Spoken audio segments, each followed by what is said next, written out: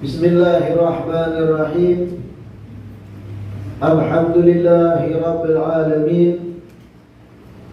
Wassalatu wassalamu ala sayyidil mursalin wa imamil muttaqin Sayyidina wa maulana Muhammadin wa ala alihi wa sahbihi ajma'in.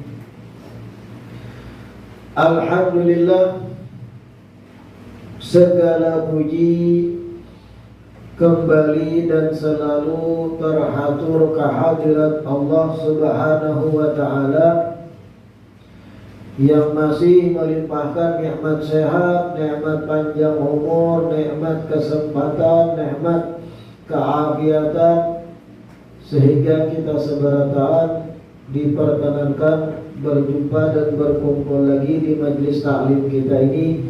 Yang besar harapan kita, mudah-mudahan kegiatan majelis ilmu kita ini menjadi sebab terbuka lebarnya pintu-pintu kebaikan-kebaikan gasan kita dunia dan lebih-lebih di akhirat. Amin ya rabbal alamin. Melanjutkan kitab Khulasatul Akhlaq As-Salafis Shalih.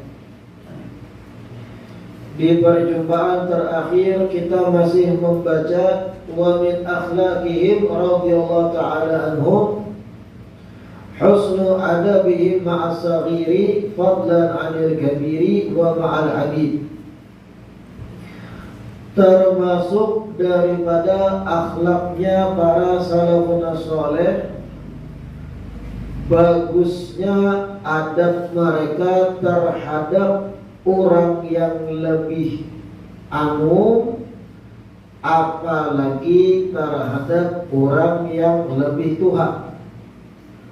Wa ma'al abid, dan begitu pula bagusnya adab mereka, maksudnya kada semena-mena ma'al abid terhadap budak-budak atau hamba-hamba sahaya.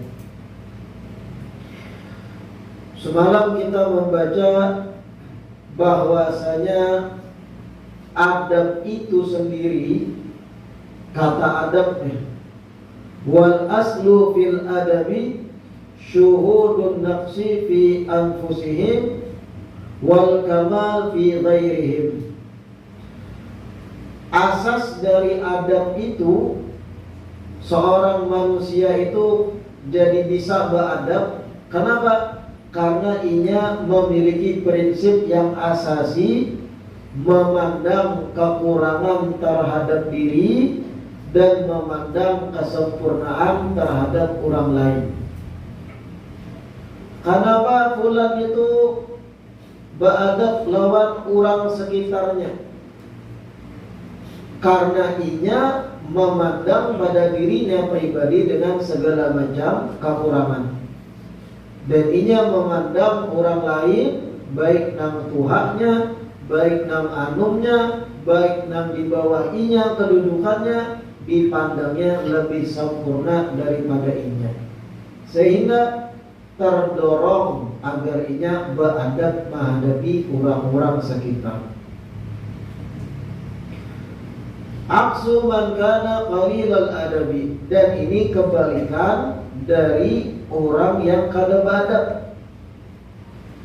Kenapa seseorang bisa kada beradab terhadap orang sekitar?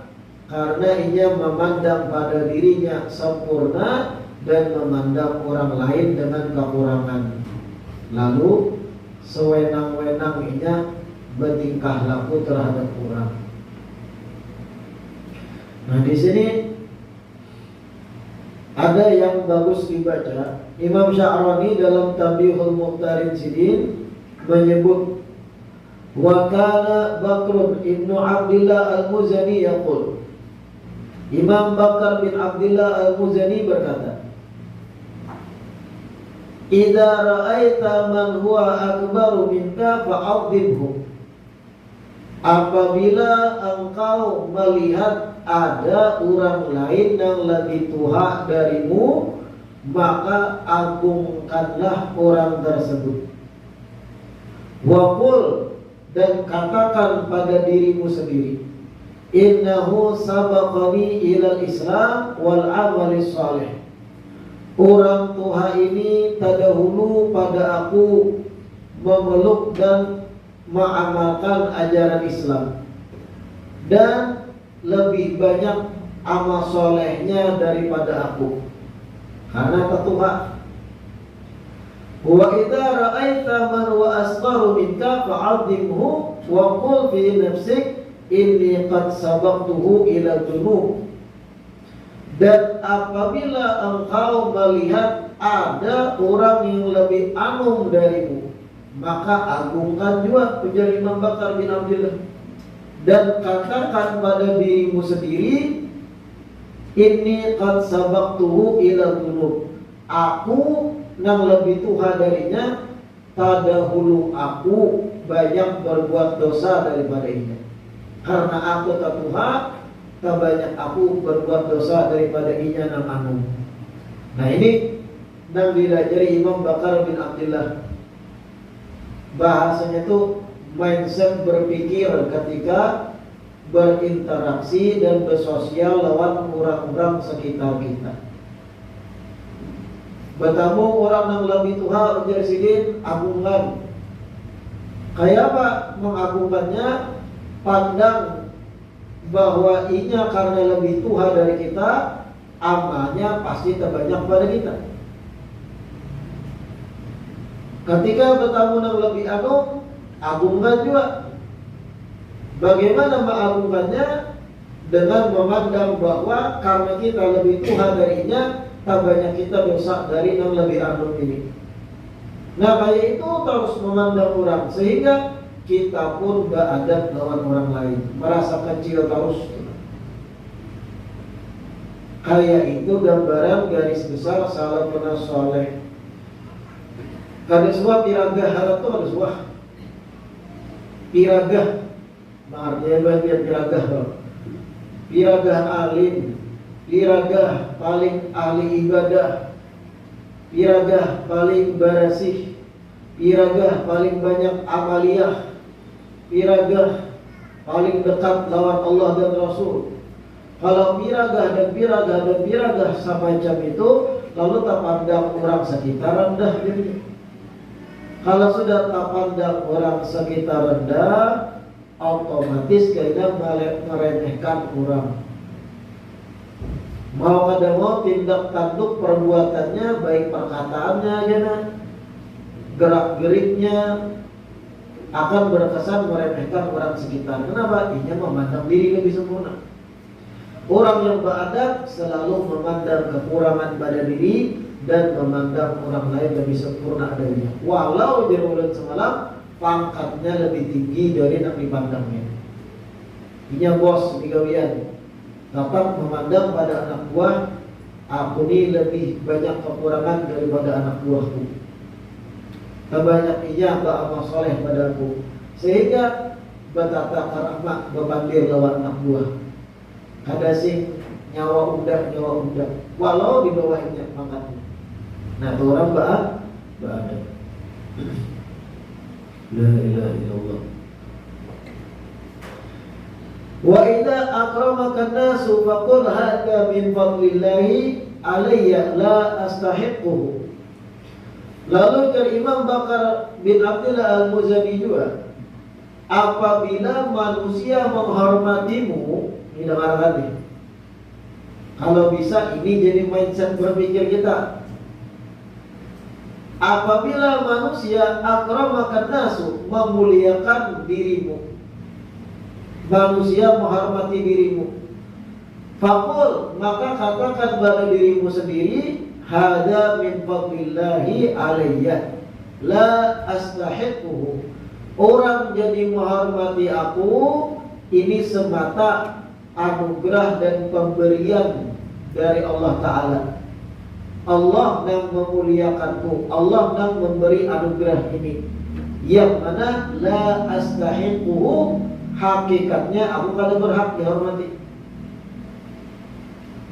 Ketika orang menghormati kita, beradab, bertata krama, jangan gana berbaju.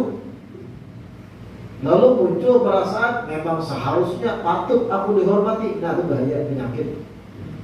Ketika orang menghormati kita, jadi Imam Bakar bin Abdillah ingatakan ini semata Allah yang memuliakan, Allah yang memberi penghormatan ini.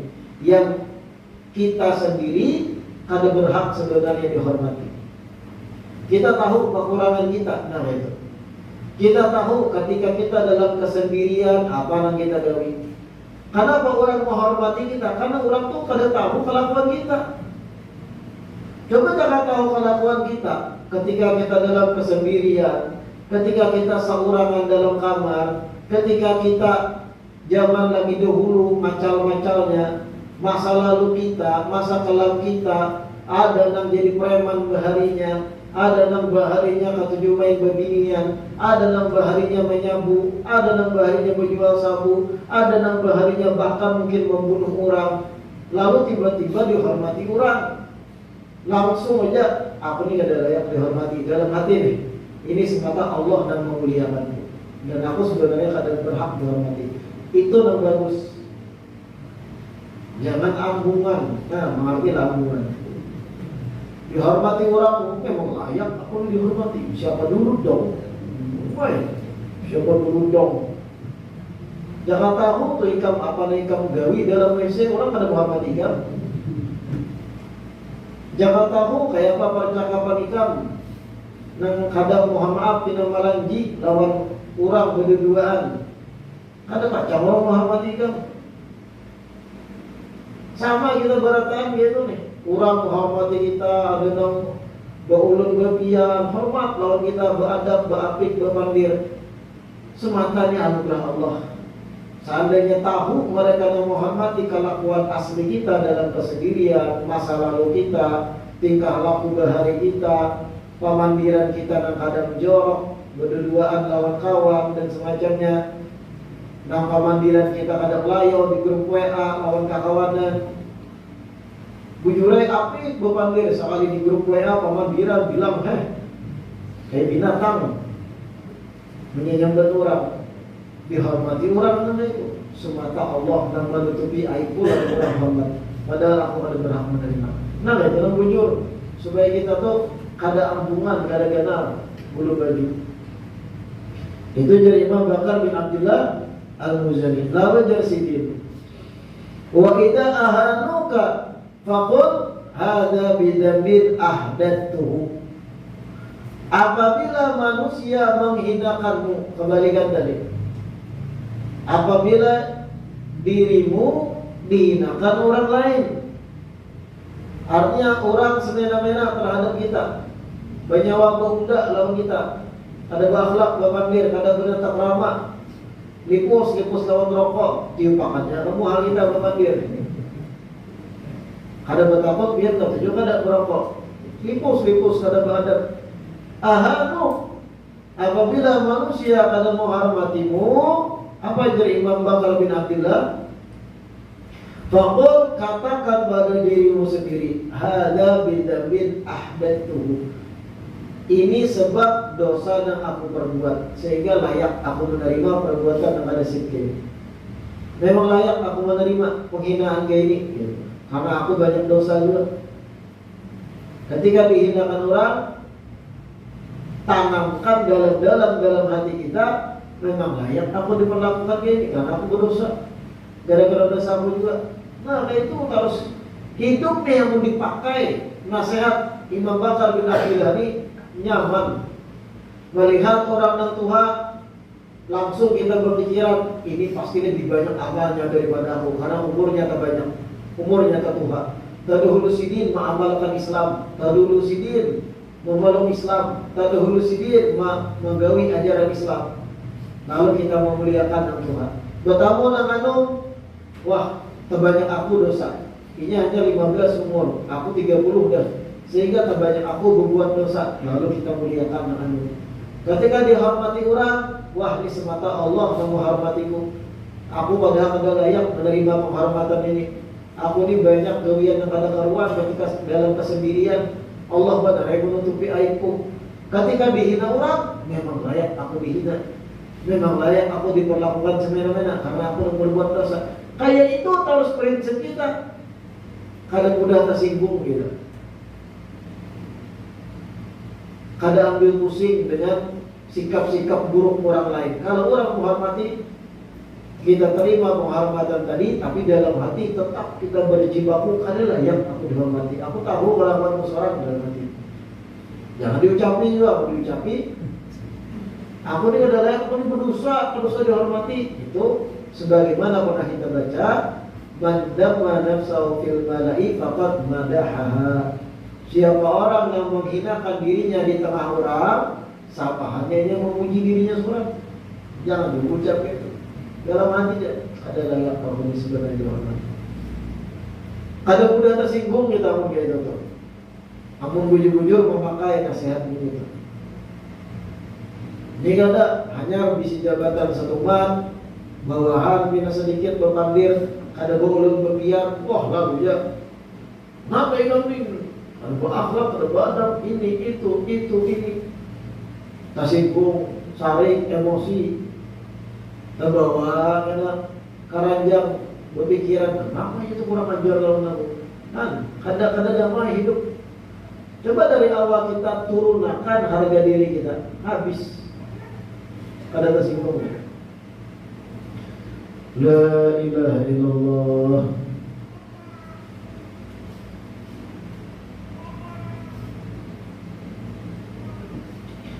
Kemudian selanjutnya wa min akhlaqihim radhiyallahu ta'ala anhum syiddatu khawfihim min Allah ta'ala an yakhtima lahum bisu'il khatimah. Termasuk daripada akhlaknya salafun saleh bersangatan takut kepada Allah Ta'ala dari ditutupnya umur mereka dengan su'ul khatimah. Bersama takutan pada Allah Ta'ala dari ditutupnya umur dalam keadaan su'ul khatimah. Mengertilah biar arti su'ul khatimah. Al-khatimah itu artinya penutup, pengakhiran. Su'ul khatimah ay al-khatimatus sayyi'ah, penutupan umur dalam keadaan yang buruk. Itu su'ul khatimah. Mati bermaksiat, su'ul khatimah. Mati belum bertaubat, banyak dosa tertumpuk, su'ul khatimah. Mati dalam keadaan mabuk, su'ul khatimah. Mati dalam keadaan beraramian, tiba-tiba jantung karena mati, su'ul khatimah. Mati ketika lagi berpacaran, su'ul khatimah. Mati ketika lagi nonton konser dangdut, makan ayam kamulan, su'ul khatimah. Alhamdulillah. Mati ketika lagi asyik menjablai, su'ul khatimah. Penutup umur dalam keadaan yang buruk. Na'udzubillah min dzalik. Salafun saleh itu takutan benar mati dalam keadaan yang buruk semacam itu. Walaupun sebenarnya mereka itu salafun saleh sepanjang umurnya selalu beramal soleh, selalu berbuat taat, tapi tetap dihantui rasa takutan kalau pindah aku di ujung umur berubah dan mati su'ul khatimah. Bujur-bujur takutan, memikirkan, kadang santai-santainya. Bahkan ada yang kabir mau takmurihim lalu-lalu sampai mati gara-gara takutan su'ul khatimah. Ada mau takmurihim sampai mati, Muhammad sam terus sampai mati. Kenapa? Takutan kalau pindah pas takmurihim dicabut nyawa. Kalau pas lalai, ya bagi tanam ketawaan, nah, artinya belajar kitab ini menjadi barometer gasan kita perbandingan jauhnya bang diri kulit lawan para solihin bahari. Bahkan di sini Imam Sya'rani itu mengatakan, Kana Hasan Al-Basri radhiyallahu anhu, Imam Hasan Al-Basri, idza sami'a bi haditsin, apabila mendengar satu riwayat hadits yang berbunyi, akhiru man yakhruju minan nar rajulun yakhruju ba'da alfi sanatin. Apabila Imam Hasan Basri mendengar hadits yang artinya, ujar Rasulullah, seorang yang paling akhir keluar dari neraka Qena adalah seseorang atau seorang laki-laki yang akan keluar dari neraka setelah sebelumnya 1000 tahun disiksa dahulu. Jadi ada hadis ujar Nabi, Qena ada seorang laki-laki keluar dari neraka kemudian dilempar ke surga. Tapi sebelum dilempar ke surga 1000 tahun dulu disiksa dalam neraka. Namun ujung-ujungnya Qena keluar masuk surga. Tapi setelah 1000 tahun disiksa. Imam Hasan Al-Basri kalau mendengar hadis ini sidin mengucap, yaqul Hasan, ya laitani kuntu dzalika rajula. Seandainya saja aku kau memastikan diri bahwa akulah yang dimaksud oleh Nabi dalam hadis itu. Mudahan jangannya aku gitu. Jangannya aku jadi laki yang tersebut yang 1000 tahun di neraka dulu lalu dilempar dalam surga. Mengharap agar menjadi person yang di dalam hadis itu sidin. Mengerti lah biar gimana pelajarannya. Imam Hasan Al-Basri ini sosok alim, saleh, bertakwa, warok, bertakwa dan hati-hati, apik dalam kehidupan. Sidin tetap memandang diri Sidin banyak dosa. Ketika mendengar satu riwayat, Qena ada orang 1000 tahun masuk neraka, lalu setelah 1000 tahun dimasukkan surga, Sidin berharap mudahan aku jadi orang itu. Bukan malah berharap yang langsung masuk surga tanpa hisab. Karena Sidin merasa itulah posisi yang sesuai amaliyah Sidin, layak masuk neraka dahulu. La ilaha illallah. Wa qila lahu yawman bidzalik, lalu ada yang bertakun, kenapa dia berharap jadi lelaki tersebut 1000 tahun masuk neraka dulu? Baqala, Sidin menjawab, alaysa yakhruju minan nar, bukankah inya keluar juga akhirnya pada neraka? Pasti keluar dari neraka walaupun 1000 tahun belum masuk surga, masuk nerakanya. Tapi pasti juga kita keluar setelah 1000 tahun. Mudahan aku jadi itu di sini. Namun kita kadang bahaya-bahaya, mudahan masukkan surga tanpa hisab. Amin. Bagus saja doa kan, harapan. Cuman sinkronlah laut tingkah laku kita. Sesuailah dengan kelakuan kita, amaliyah kita, perbuatan kita, rekam jejak riwayat hidup kita, sampai kita muncul perasaan layak masuk surga tanpa hisab. Siapa kita? Imam Hasan Al-Basri dan alim, wali, ulama besar yang aktif kada sembarang di dalam urusan dunia, berharap menjadi laki-laki yang 1000 tahun masuk neraka lalu kemudian dilempar masuk surga. Ditakoni kenapa dia berharap nang itu? Ujung-ujungnya masuk surga juga ya. Artinya Sidin memandang itu layak dengan keadaan aku. Keadaan saya itu memang kayak itu, layak masuk neraka dulu. Kan kita layak, mudahan masuk surga tanpa hisab. Dia tuan guru ceramah, amin. Banyak makanan kok. Membungkus 2 piring kadang. Imam Hasan Basri itu makan sedikit sehari semalam, puasa terus. Cuman kalau berbicara luasnya rahmat Allah, kadang mustahil sebenarnya diselamatkan masuk dalam surga Allah dan diampuni dosa-dosa kita. Amin ya rabbal. Ini sekedar memberi pelajaran bagaimana para ulama dan salaf saleh bahari dalam bersudut pandang kepada diri.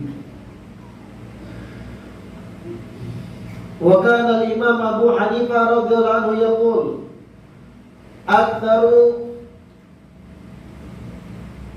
aktsaru ma yuslabu minan nasi al-imanu 'inda al-maut Ujar Imam Abu Hanifah, paling banyak manusia itu dicabut imannya ketika mana ia meninggal dunia. Nah, ini renungan kesan kita juga. Aktaru ma yuslabu minan nasi al-iman indal maut. Kebanyakan dari Imam Abu Hanifah, manusia dicabut imannya kapan? Ketika meninggal dunia. Ketika sakaratul maut. Nah, itu detik-detik sebelum meninggal menentukan husnul khatimah apa su'ul khatimah. Kebanyakan dicabut iman ketika kematian, ujar Imam Abu Hanifah. Bagaimana maksudnya? Terkadang seseorang yang menjelang mati itu didatangi macam-macam bayangan. Ada yang berpenampilan orang alim, ganteng, rupawan, putih, semerbak, tapi ujung-ujungnya menawari kita hal-hal yang memurtadkan kita. Ada yang datang bahkan bisa jadi menjelma dan kayak kuitan kita, kemudian membujuk rayu kita untuk meyakini sesuatu yang padahal itu bisa melengsarkan iman kita.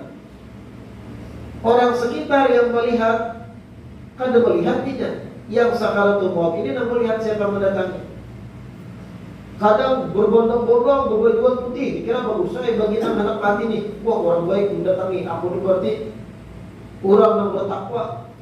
Sekalinya mengiyakan panggilan orang-orang yang berbaju putih tadi, yang mana itu melengsarkannya dari iman. Na'udzubillah min dzalik. Makanya disebut Imam Abu Hanifah tadi, yang paling banyak orang itu dicabut iman ketika mana dalam keadaan mati. Iblis dan setan itu paling sangat berupaya melengsarkan iman seseorang ketika sakaratul maut. Kan misi dan visinya iblis dan setan itu kayak pacarnya banyak kawannya di neraka. Itu ringkasnya tujuan final setan. Ketika orang sakaratul maut, di situ yang paling gencar menggoda. Kadang menjelma dengan pakaian berjubah, kadang menjelma dengan wujud kuitang kita seorang yang sudah meninggal dari dulu, kadang menjelma dengan wujud ulama. Yang kadang-kadang dijelmai setan cuma Nabi kita Muhammad SAW. Fa inna syaitana la yatamatsalu bi Rasul. Setan kadang-kadang menjelma wujud kayak aku, tapi yang lain kalau setan menjelma. Makanya kalau kita nak belajar, suatu saat ketika kita sakaratul maut, prinsip-prinsip keimanan jangan buyar. Jangan terbawa suasana yang dilihat datang orang alim baju putih apa. Boleh gembira, tapi lihati kemana ia mengarahkan kita. Jangan mengiyakan atau memberi isyarat dengan panggilan ini yang justru menjerumuskan kepada kegelincirnya iman dan semacam. Bahaya benar ini. Jangan gembira, wah bagusnya ini mati, sebelum matinya berpanggil banyak orang alim datangan, banyak datangan, bahkan yang menjelma kayak kuitannya datang juga mempetik husnul khatimahnya. Belum tentu. Bisa jadi itu teknik setan untuk mengolah kita merasa aman, sehingga kita kadang menyepelekan kematian. Wah, amun ini aja kelakuan kayak jadi datangi ulama sebelum meninggal, wah berarti nyaman ke mati itu kan aja. Hebatnya setan menjerumuskan kita, melalaikan kita.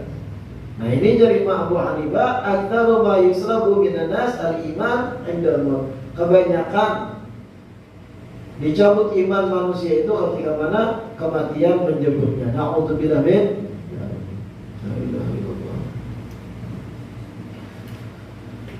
Kemudian lagi Imam Sya'rani menukil juga.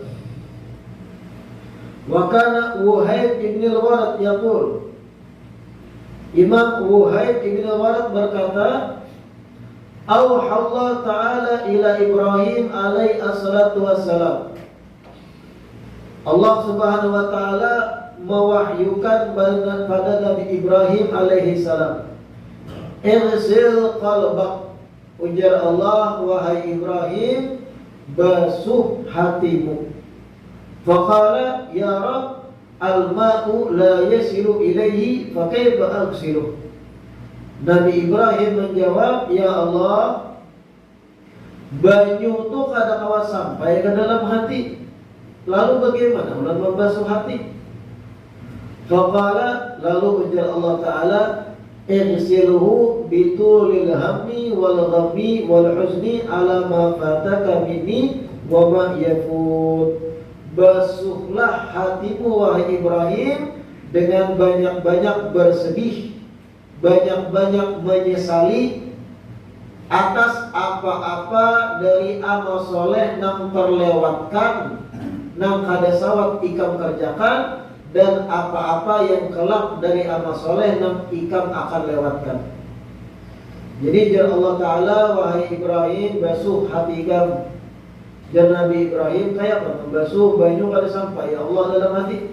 Ujar Allah, cara membasuh hati. Nah, supaya hati kita bersih, apa? Banyak-banyak menimbulkan rasa sesal, banyaki menyesali atas lewatnya amal-amal soleh yang kada sawat kita gawi, menyesali kesempatan beramal, dan menyesali masa akan datang yang kita pun akan melewatkan dari sekian banyak amal soleh.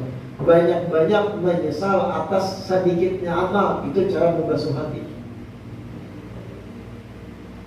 Makanya tadi jalan para salaf soleh itu banyak murung terus, mandam, jarang terurihi. Kenapa? Karena mereka tuh mahibaki hati dengan penyesalan atas kesempatan amal yang kada digawi. Karena itu bentuk cara membasuh hati kita. Pajaklah buat kita, buat biar menyesal kenapa aku ketika anu kada banyak beramal soleh. Adalah di antara kita itu. Sedikit kebanyakan umum manusia yang disesalinya apa? Dunia. Kenapa bahari aku kada melamar gawian di tempat A? Sekali kawanan melamar di situ nyamanan, wah ini berataan. Kenapa aku bahari kada mencoba melamar si fulanah binti fulan? Sekali ganal ini pindah bumas, aku menyesali negara itu kita rancang. Kenapa aku bahari kada sekolah berbujur? Jangan tidak bisa jadi aku ini jadi kapolres, jabatan dan adalah di antara kita. Kenapa aku bulan puasa tadi khatam Quran sekali warak, pada kesempatan kawa 3 kali 4 kali. Nah, adalah dia menyesali ala ma fatana minal amal. Itu sebenarnya cara membasuh hati. La ilaha illallah. Kemudian Imam Sya'rani menukil juga, Kana Hasan Al-Basri yaqul, Imam Hasan Al-Basri bercerita, qara'tu qaulahu ta'ala kullu nafsin dha'iqatul maut wa sirtu uraddiduha. Aku dari Imam Hasan Al-Basri membaca firman Allah Ta'ala yang berbunyi kullu nafsin dha'iqatul maut, setiap yang bernyawa akan mati, akan merasai kematian.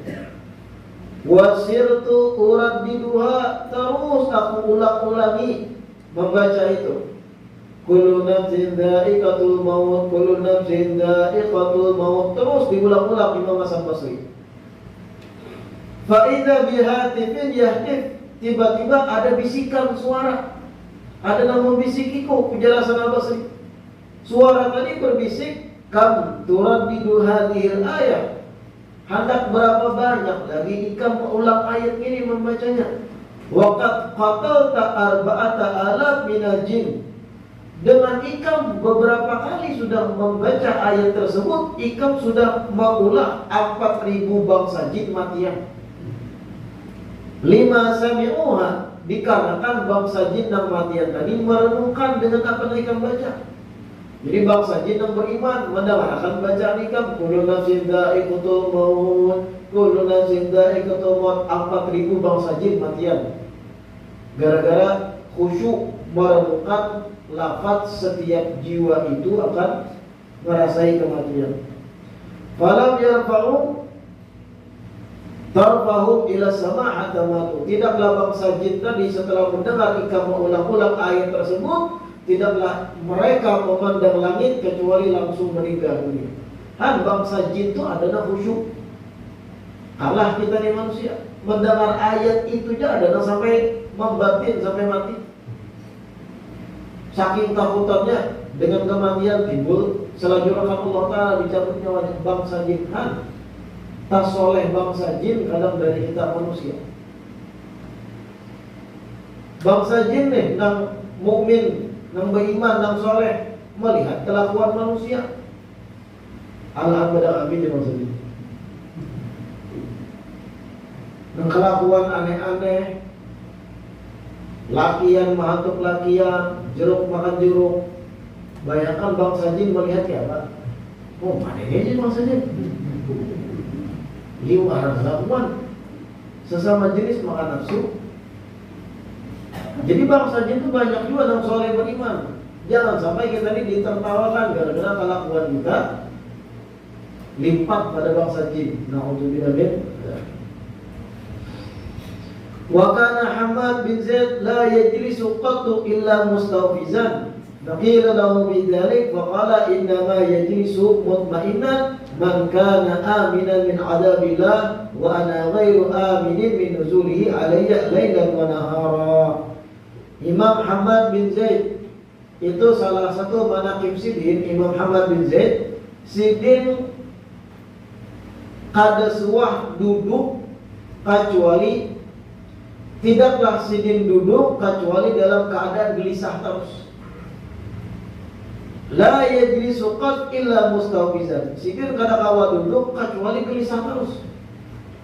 Jadi setiap duduk itu kada kawa santai. Mengerti lah biar kada kawa santai. Gerasak berusuk terus, modelnya kada buta, gelisah terus, mustawfiz dalam bahasa Arab. Faqila lahu bidzalik.